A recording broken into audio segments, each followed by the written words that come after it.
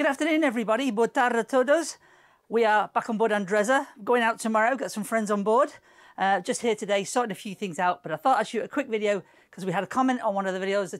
One of the subscribers, one of the people who watch the channel, asked me about the safety equipment on board Andrezza.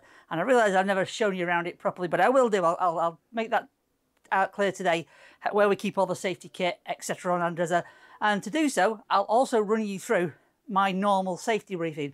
As a captain, when we have people on board, if they've not been on before, someone who's not been on a boat, someone who's unfamiliar with the boat and things like that, then I would ordinarily give them a safety briefing. So to do that, I will today talk you through the safety briefing.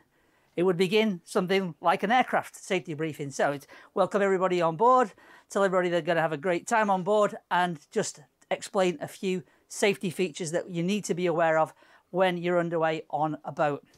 First things first, if you have two hands, when the boat is underway, one of them belongs to the boat. Whenever you're moving about the boat, when it's underway, at least 3 points should be, if possible, in contact with the boat itself. 2 feet on the floor, one hand on an overhead or a grip or a seat. Never be tempted to walk through carrying stuff when the vessel's moving. If we hit a wave, the boat will disappear from underneath you very easily and you will go tumbling and end up hurting yourself. So, very important, whenever we're underway and you're moving around the boat, hand on somewhere, never walking along with two hands free. Secondly, if you do want to move about whilst we're underway, if you want to go forward to the foredeck or you want to go down to the salon and use the heads or whatever while we're underway, let one of the crew know. Let me and Susie know. We will slow down for you so that you can do so safely. The last thing you want to be doing is to try and be moving about a boat if there's any kind of weather at all, any kind of rough sea, when you're underway doing 25, 30 knots. It's not safe to do so. You should always, at that point, if you're going to move forward around the rails, just ask us to slow down a little so you can do so safely. Secondly, you'll be safe. It's a perfectly fine boat. There's no need to worry about things like that. However, if there were any reason for us to be concerned about your safety, we would tell you to put on your life jackets. It's the size of a yacht and it's a hardtop yacht, so it's unlikely you're ever going to bounce out of it that you'd need to be walking around with a life vest on all the time. With one exception, children. Anybody under 10 years old, as a child, we insist that they wear a flotation device. The kids can run away so quickly, they're all over the boat. If you're not watching them every second, they could be off the back, they could be over the side, and you'd never know. So we always insist that children wear a flotation device if they're under 10 years old. If they're over 10, we treat them like an adult. They can walk around and we'll give them a life jacket as and when they need it. Life jackets, should you need them, and we will tell you how to put them on and how to do that, should they be needed to. If for whatever reason Susanna and I are not available, or if we are incapacitated in some fashion, then the life jackets are stored under the seat here, just in front of the table, on this far edge by this seat, the navigator's seat. You simply lift the cushion up, it's on poppers, there's a small hatch under there, and the life jackets are in there. There are 12 life jackets. I'll show you them in a moment. If there are children about, we will have already put them into flotation devices. The flotation devices are under the front passenger side seats here. So on the port side of the boat, if you lift that chair up again, you will find a number of various child's flotation devices like this one. They're fairly easy to use. They're all little snap clips. You simply pinch them in. There's a zip. You open them up. Same with that one. It's got pull written on it. You lift it up and pull it open. What you do when you can do it. There we go. There we go. And then you make sure that the strap there goes between the child's legs and snaps into place. Zip it up, put the clips on. It doesn't need to be inflated. They're naturally buoyant. They are 55 newton meters of buoyancy. That will keep any child up to about, this one's actually for up to a 6-year-old. There are ones in there for 8 to 10-year-olds as well. And there's one in there for a baby. So if you have those on board and the child falls over, they will not sink. 55 newtons would probably keep me afloat, never mind a child. It's absolutely perfect for doing that. And we make sure that, as I say, the kids wear these when they're on board. They're nice and fun. Got lovely pictures of Nemo and goodness knows what else on there. The life jackets that we use here are based under there. As I say, they are self-inflating, so if you were to fall over the side and not be ready for it, it would self-inflate for you. It's activated by water. They're fairly simple. You put them on just like a jacket, as you would anything else, like that. They then have a clip here, and this simply goes inside the other one. So they're like two clips. All you do is simply put the clip through at a slight twist once you move the strap out of the way. There we go. So, slight twist, like that, and that keeps them there. You can then adjust it by pulling it.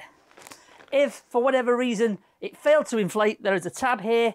You can pull that yourself, and it will inflate. If we tell you to abandon ship, the first thing we'll do is get into a life raft. But if we can't get the life raft off, for whatever reason the life raft's unavailable, and we put life jackets on, we'll ask you to inflate them before we put you in the water. Very simple, just to make sure that it's working before you go in. We don't want you struggling if you're in the water. If for whatever reason neither works, simply take the one on the right-hand side, on the left-hand side, open it up, and in there is a tube to self-inflate it. There's also a whistle to attract attention. So, again, to remove them, fairly simple, back through, and that. If for whatever reason there's a fire on board, Susie and I will be looking after it, but if you need to and we're unavailable, the fire extinguishers are stored here underneath that chair where we talked about. It's clipped to the side. There's a big sign over the side of it, fire extinguisher for the deck. There are fire extinguishers down in each of the cabins inside the wardrobes if you're ever stuck in a cabin. Your normal exits, as I say, would be at the back or in a push over the top and over the bow.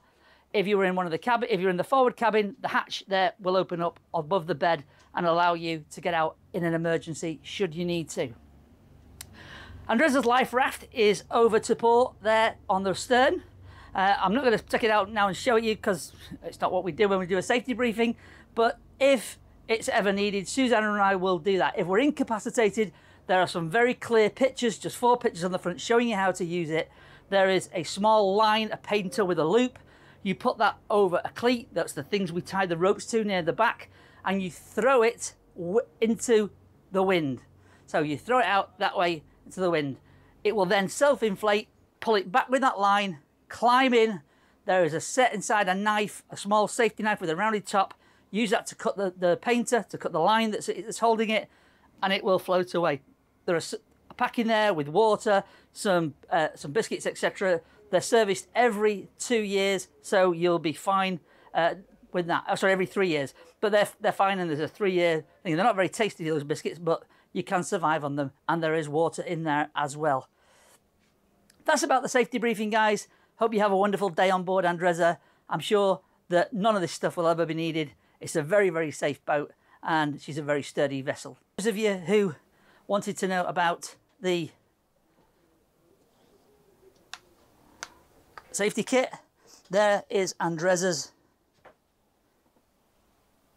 life raft. She's a 6-person life raft. In the garage, we also have a tender which can be used as a second vessel, and we never run with more than 10 people on board. So there's also an inflation ring in there, an emergency inflation ring which can be used for 4 people to hold on to should we need to. That is absolutely fine. If for whatever reason we need a first aid kit, in this locker here we've got a triage kit, very simple, plasters, etc. And in the salon downstairs, in the kitchen, next to the coffee maker, there's a cupboard. If you open that cupboard, there is a full SOLAS compliant first aid kit in there. It contains absolutely everything, including medications, etc. for angina. So anyone with a heart condition or anything like that, in an emergency, you can administer those things should you need to. That's about the size of it, really, guys. There's not that much safety information here to put over to people. It's a very, very simple boat to operate, and don't get carried away. But you should also know that you have to be aware of these things.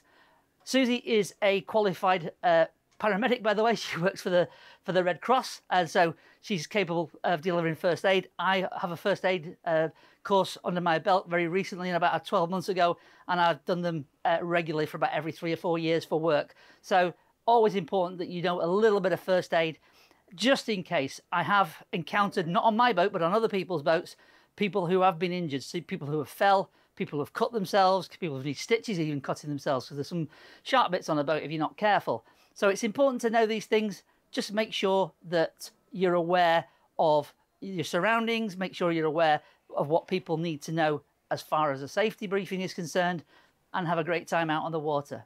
See you soon, guys.